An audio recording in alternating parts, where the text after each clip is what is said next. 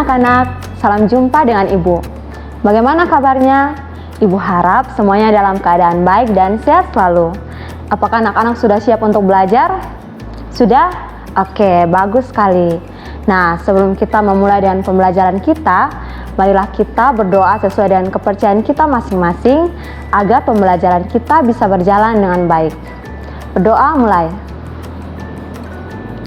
Berdoa selesai. Anak-anak, pada pembelajaran kita kali ini, kita akan mempelajari tentang kubus.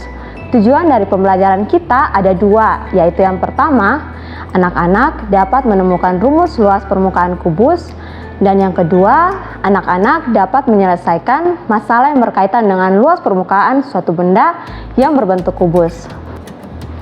Nah, sebelum kita masuk ke luas permukaan kubus, kira-kira apa sih itu kubus? Ya, benar sekali.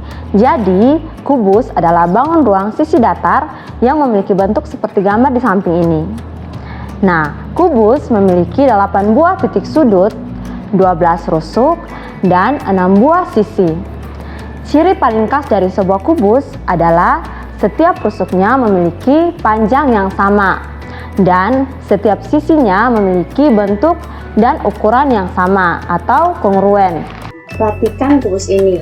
Nah, misalkan kubus ini Ibu beri nama kubus A, B, C, D, E, F, G, H. Nah, coba anak-anak sebutkan titik-titik sudut dari kubus A, B, C, D, E, F, G, H. Ayo. Iya, betul sekali. Jadi, titik sudut dari kubus tersebut adalah titik A, titik B, titik C, titik D, titik E, titik F, titik G, dan titik H. Nah, coba sekarang sebutkan 12 rusuk dari kubus A, B, C, D, E, F, G, H. Ya, jadi rusuk-rusuk kubus tersebut, yang pertama ada rusuk CD, ada rusuk CD, ada rusuk AD, rusuk AB, rusuk BC, kemudian ada rusuk CG, rusuk DH, rusuk AE, rusuk BF, rusuk GH, rusuk EH, rusuk EF, dan rusuk FG. Ya, bagus sekali. Nah, coba sekarang anak-anak sebutkan sisi-sisi kubus tersebut. Ya, jadi kubus punya 6 sisi ya. Nah, sisi yang pertama ada sisi ABCD. Kemudian ada sisi EFGH. Kemudian ada sisi BCGF, sisi CDHG, sisi ADHE, dan sisi ABFE. Nah, anak-anak, jika sebuah kubus kita iris pada rusuk-rusuk tertentu dan kita bentangkan pada bangun datar, maka bangun datar tersebut dinamakan jaring-jaring kubus. Nah, anak-anak perhatikan setiap sisi kubus. Kira-kira sisi kubus berbentuk seperti apa? Ya, benar sekali. Jadi, sisi kubus berbentuk persegi. Sekarang coba anak-anak perhatikan di sekitar kalian. Kira-kira benda-benda seperti apa yang berbentuk kubus? Ya, jadi ada banyak sekali benda-benda berbentuk kubus di sekitar kita. Salah satu contohnya adalah rubik dan dadu. Untuk mengetahui luas permukaan kubus, sebelumnya kita harus tahu apa sih itu luas permukaan.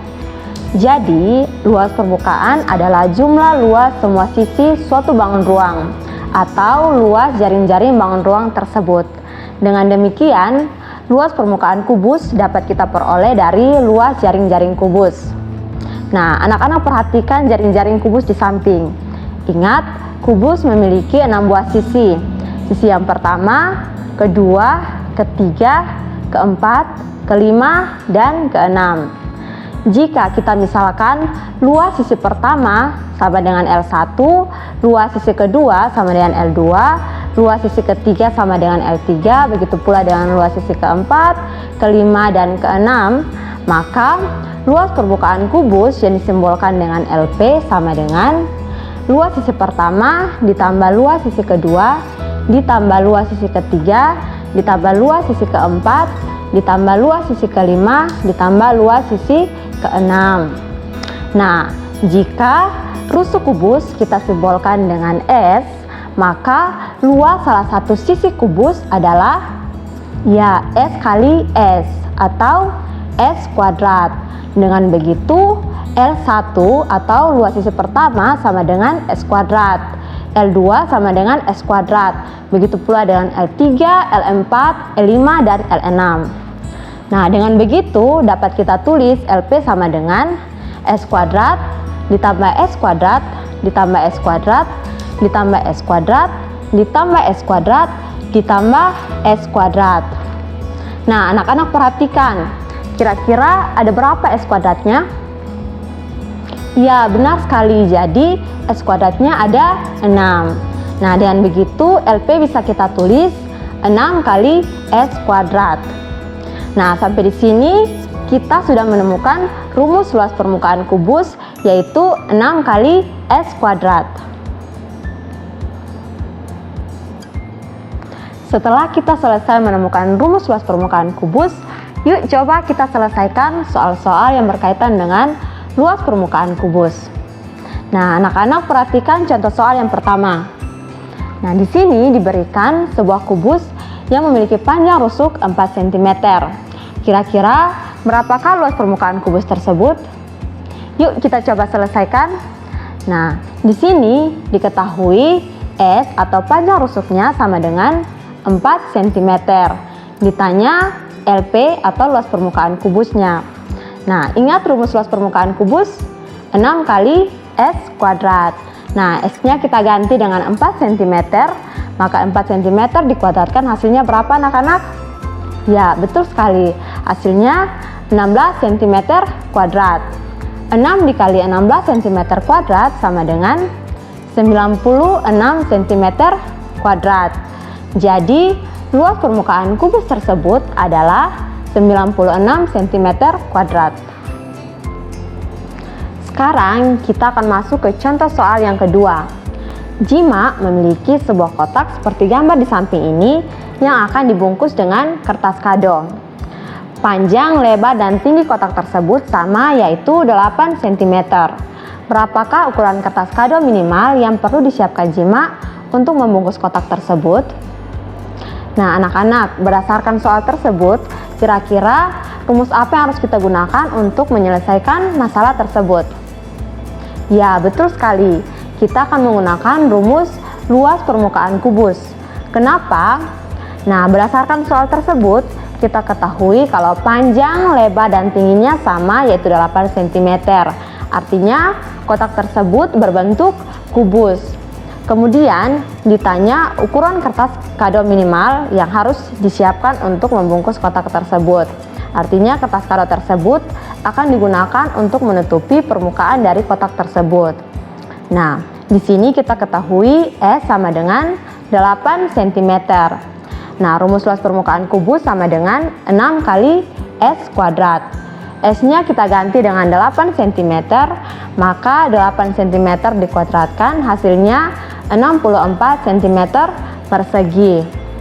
6 dikali 64 cm persegi sama dengan 384 cm persegi. Jadi, ukuran kertas kado minimal yang harus disiapkan Jima untuk membungkus kotak tersebut adalah 384 cm persegi. Apakah sampai di sini semuanya sudah paham mengenai luas permukaan kubus? Nah, untuk mengetahui apakah anak-anak sudah paham atau belum, silahkan kalian mengerjakan soal berikut ini. Ibu harap kalian mengerjakannya dengan baik dan teliti. Kemudian jawabannya silahkan dikirimkan ke kolom komentar sehingga ibu bisa memeriksa hasil pekerjaan kalian. Dan jangan lupa berikan kritik dan saran mengenai video ini agar ibu semakin baik di video selanjutnya. Nah, sekian pembelajaran kita kali ini. Pada pembelajaran kita selanjutnya, kita akan mempelajari tentang volume kubus. Anak-anak, karena kita memulai pembelajaran dengan doa, maka kita juga harus menutupnya dengan doa. Karena itu, marilah kita berdoa sesuai dengan kepercayaan kita masing-masing. Berdoa mulai. Berdoa selesai. Demikian video ini. Anak-anak, jangan lupa tetap belajar di rumah dan selalu jaga kesehatan kalian. Sampai jumpa lagi anak-anak.